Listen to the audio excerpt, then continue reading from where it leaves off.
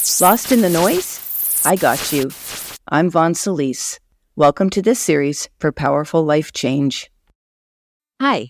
So welcome to episode 3 of the Lost in the Noise series. This episode, 6 key insights and actions to help you master your emotions and create your best life, is guided by me, Vaughn, as your coach, and the angels, of course, to help you create your best life.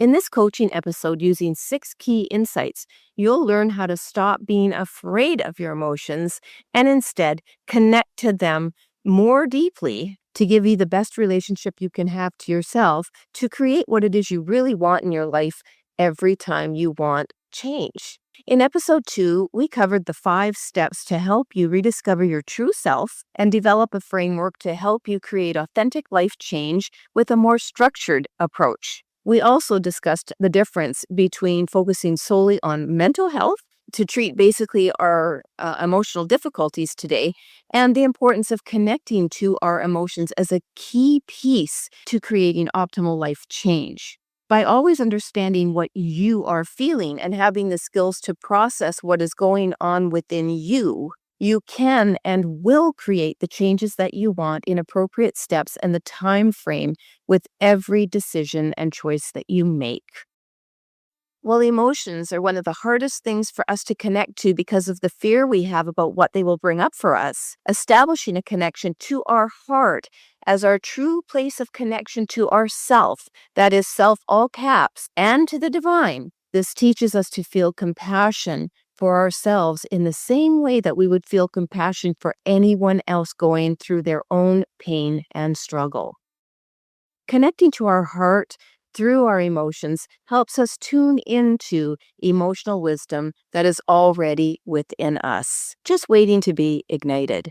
And when we do this, we allow our heart to become our compass, guiding our every decision and the choices that we make, moving us towards the life direction that we want to go at any given time. Whether this is a shift in attitude or a heightening of curiosity, inviting us to go deeper within when we lose all of our fear to understanding ourselves at a deeper emotional level, our heart will guide us to chart the life course we most align with and plan the steps along the way to get where we want to go. Feeling reassured that we can sail through every twist and turn, feeling unencumbered by the unknown because we trust our journey ahead, this is what happens when we establish an emotional connection to our heart, to the mind, and to our holistic approach to how we want to live. So let's get to it.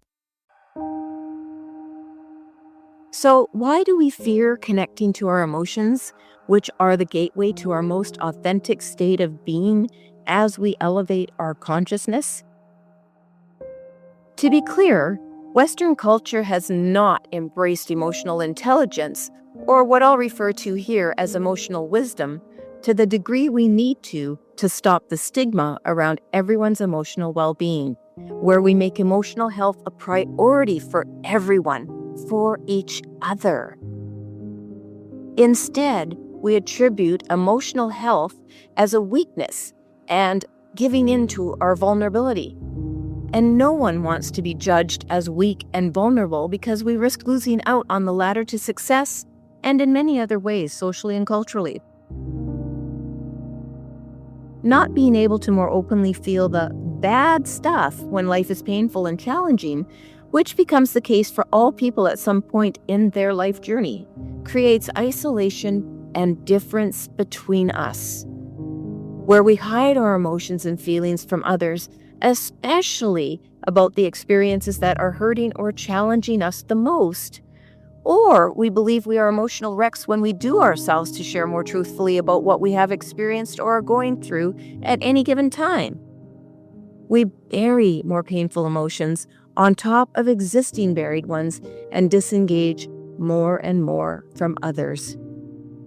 It's easy to fall into the trap of making ourselves wrong for not being strong enough or good enough, happy enough or successful enough, like we think everyone else is who seemingly have it all together. which only serves to create more complex feelings within us that starts the emotional pain cycle all over again. Viewing emotions in this way, it is reasonable to think that none of us want to go there and tap into unresolved emotions. There's too much uncertainty of what this particular can of worms will open when we do so. Yet, emotional connection to the self, that is self, all caps, is so important to explore. Why? Because we are emotional creatures. We are driven by our emotions. They help us figure out who we are. And when you know who you are, it's easier to figure out what you want and why you want it.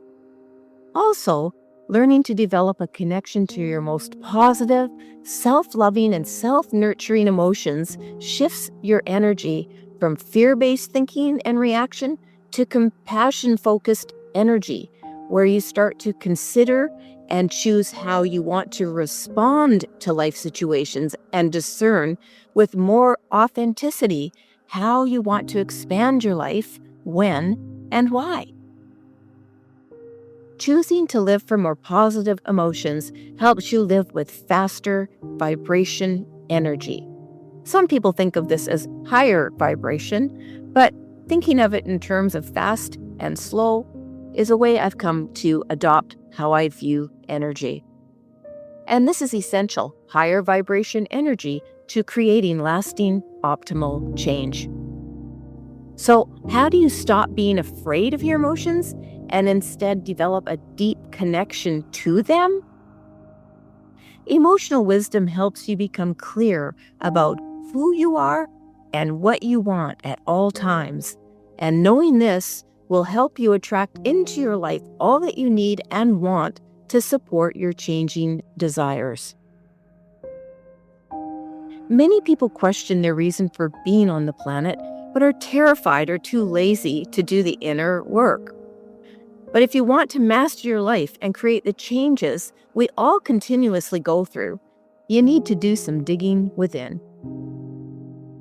The following 6 key insights will help you understand why you may have been avoiding or are continuing to avoid connecting to your emotions, and the actions you can take to get more curious about who you are, what you have experienced, and why, based on a deepening relationship to yourself.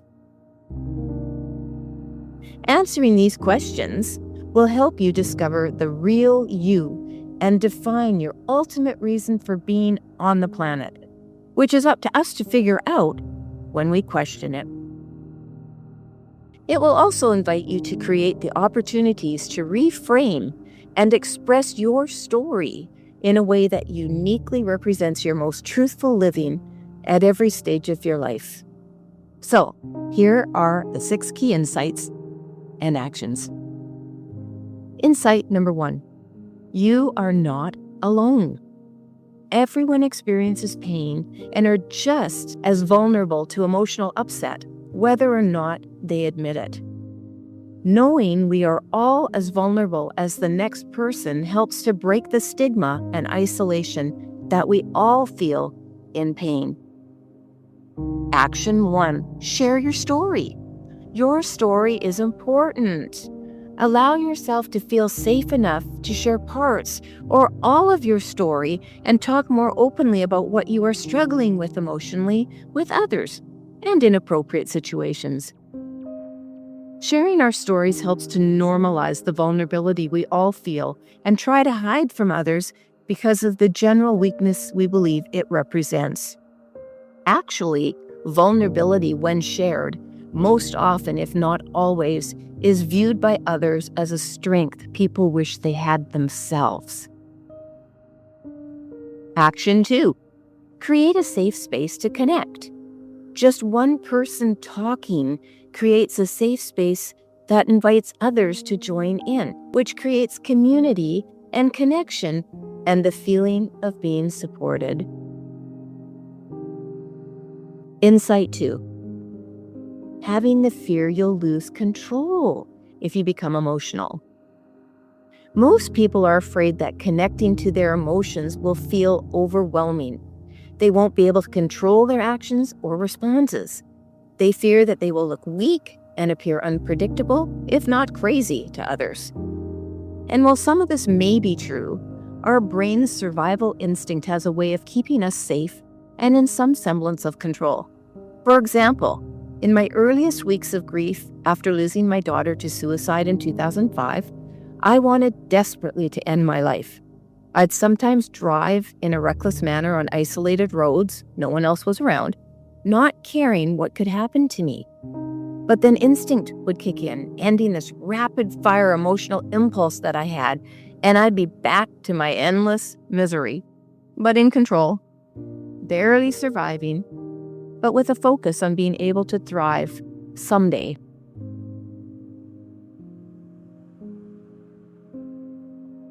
Action number 1, start with small steps when exploring your deepest and painful emotions.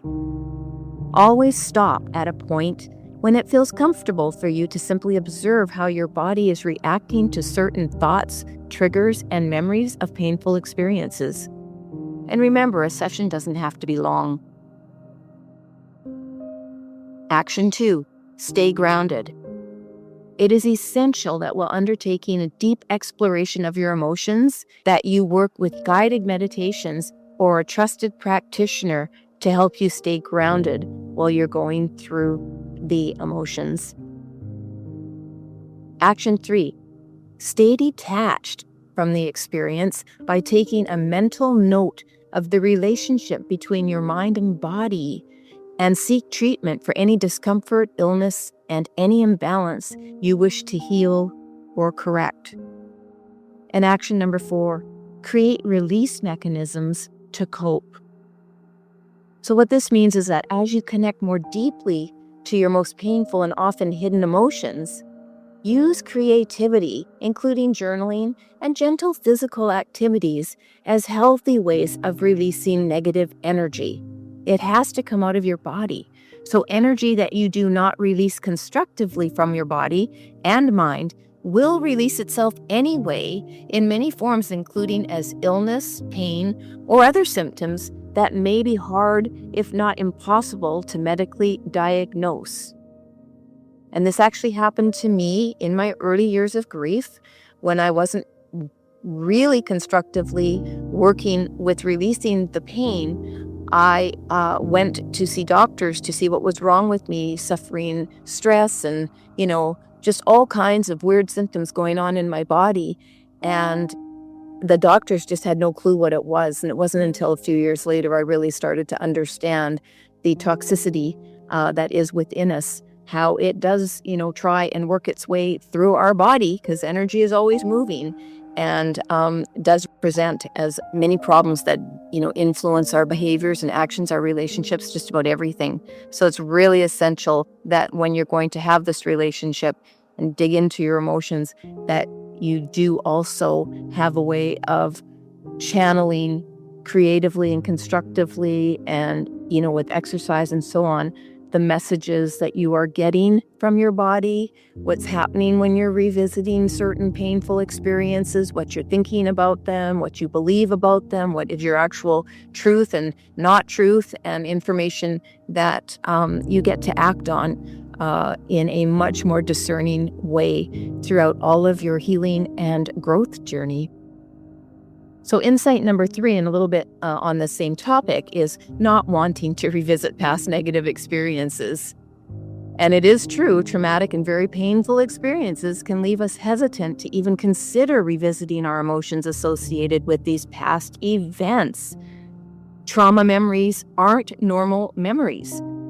So revisiting a traumatic event can make it feel like that event is happening all over again in real time, which can re-traumatize us over and over. Action. Never force yourself to revisit pain. Sometimes the best action is no action. I have always suggested from the beginning of my bereavement to not ever force yourself to revisit events and emotions from the past that are simply too traumatic and painful to revisit. The mind can only take so much. Always work with a professional trained in trauma counseling should you wish to revisit past events that are emotionally charged and too complex to consider revisiting on your own. Insight number 4, the belief that emotions are unimportant. Given that as a society we largely treat emotional pain by working with the mental state that is centered on our ability to think rationally, make decisions, and cope, it's no wonder there is a mindset amongst many that dismisses the effectiveness of working with emotions, regarding it as a waste of time. Yet the affect of one state on the other, emotional and mental and emotional, does influence what we are experiencing in all areas of our daily life. Without the capability to go within and really understand what you are feeling, and then having the skills to process what is going on within you, you will be left with a huge imbalance of energy that presents as illness, stress, anxiety, dysfunction, disorder, and endless feelings of frustration, doubt, hopelessness, mistrust of the world and your place in it, and loads of other things, all negative. So action 1, be willing to be the change that you want. You can't change your outer world without changing your inner world. It's that simple. If you aren't willing to do the inner work today, stay open-minded to the idea that one day you may feel ready for something more in your life. Action 2, do some research. So I do encourage people to conduct some light research on their own on the importance of emotional healing and intelligence to learn even further how it can help you live with more compassion and ultimately change your life. Emotional intelligence, or what I'm calling wisdom here, is even starting to influence change in some corporate landscapes, where in addition to prioritizing work-life balance that's been around for a few years now, the corporate culture is starting to recognize and accept that vulnerability from life experiences, including from child loss, is valued as a key measure of wisdom and authenticity in leadership skills. In fact, leaders who aren't afraid to show up in their most vulnerable state have my deepest appreciation and respect for the change they are bringing to this work landscape. I've even had some of them guest on my podcast. Insight number 5, feeling shame from being emotional. So feeling shame about our toughest emotions, being angry, sad, fearful, prevents many people from confronting them, especially if they've been taught to tough it out or hide their feelings, as we talked about earlier. In fact, whole generations until more recently have been taught exactly this: tough it out. I've met countless people over the years, a generation older than me, who never again spoke the name of a loved one lost, including their deceased child. And their pain was obvious decades later. So action number 1 is to deconstruct shame. We are all human. All of our emotions are valid. Expressing emotions does not make anyone less than anyone else. It's really important to remember that. Shame is just another transitory emotion that we can choose not to feel. And I know this because I've done it. Action number 2 is to identify the source of your shame. So what we've been taught to think about shame is both a cultural and personal viewpoint and is dependent on why we are feeling shame. So for example, in the Western culture, losing a child or other loved one to suicide makes many, if not all, suicide loss survivors feel deep shame because they could not prevent the death of their loved one, me included. So it's really important to identify why you are feeling shame and where it's stemming from, the reason for it. Action number 3, change your beliefs about shame. So for healing to even begin, it is necessary to change your beliefs about feeling shame. In order to do this, ask yourself the following 3 questions. Why are you feeling shame? Is shame a valid response to your situation? And third, how is shame impacting your self-worth and behavior? For example, do you think you are the worst person alive? Have you silenced yourself as a result of this? Do you punish yourself daily even because you feel so ashamed? Have you isolated yourself from others? Knowing the answer to all these questions will help you reframe your belief about shame and whether, in fact, your shame is valid. Action 4 is to reframe shame with self-compassion. So in order to reframe, you have to know what you're shaping your new beliefs into. And so to do this, make a conscious effort to immediately begin shifting your mindset from one that is self-critical to one that is rooted in self-compassion for all you have been through. This will help you, over time, learn to forgive yourself for your mistakes and feel gentleness for the journey you are on with increased understanding and awareness. We all can do better with knowledge and wisdom.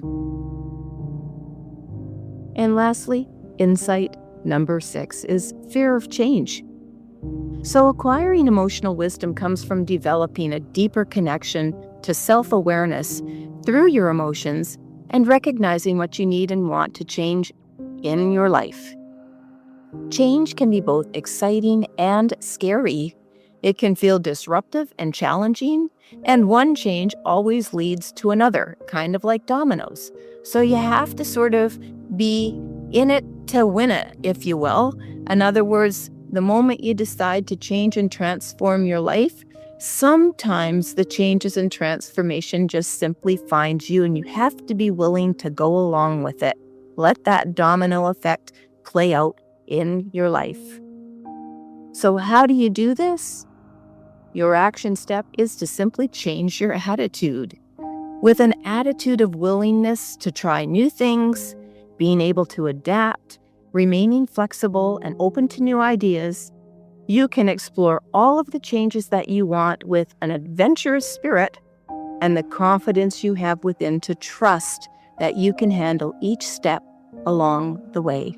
Remember, it's your decisions and your choices how you want to do your life according to your story.